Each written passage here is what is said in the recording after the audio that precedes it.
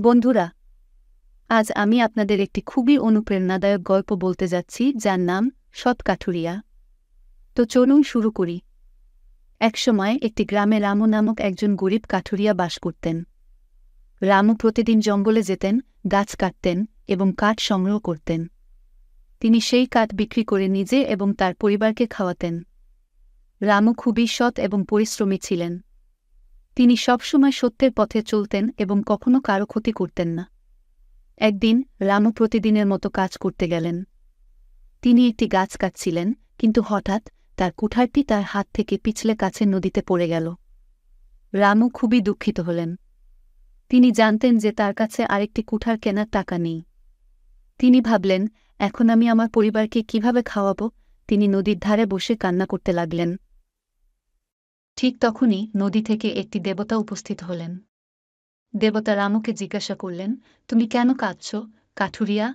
রামু তার সমস্যার কথা দেবতাকে বললেন এবং বললেন, আমার কুঠার নদীতে পড়ে গেছে। এখন আমি আমার পরিবারকে কিভাবে খাওয়াব? রামুর সততা দেখে দেবতা তাকে সাহায্য করার সিদ্ধান্ত নিলেন। দেবতা নদীতে ডুব দিলেন এবং একটি সোনার কুঠার নিয়ে বের হলেন। দেবতা রামুকে জিজ্ঞাসা করলেন, এটি কি তোমার কুঠার? রামু বললেন, না, এটি আমার কুঠার নয়। তারপর দেবতা আবার নদীতে ডুব দিলেন এবং একটি রূপার কুঠার নিয়ে বের হলেন।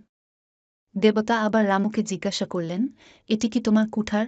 রামু আবার বললেন, না, এটি আমার কুঠার নয়। অবশেষে দেবতা তৃতীয়বারের মতো নদীতে ডুব দিলেন এবং একটি লোহা কুঠার নিয়ে বের হলেন।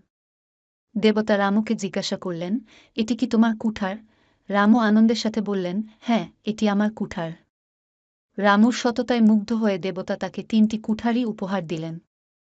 রামু দেবতাকে ধন্যবাদ জানালেন এবং খুশি মনে বাড়ি ফিরে গেলেন। রামুর গল্প থেকে আমরা শিখি যে সততা এবং সত্যবাদিতা সবসময় ভালো ফল দেয়। যত কঠিনই পরিস্থিতি হোক না কেন, আমাদের সবসময় সৎ এবং সত্যবাদী থাকা উচিত। বন্ধুরা, এই ছিল আজকের গল্প, সৎ কাঠুরিয়া। যদি আপনাদের এই গল্পটি ভালো লেগে থাকে, তাহলে লাইক, কমেন্ট এবং আমাদের চ্যানেলটি সাবস্ক্রাইব করতে ভুলবেন না। পরবর্তী গল্পে দেখা হবে। ধন্যবাদ।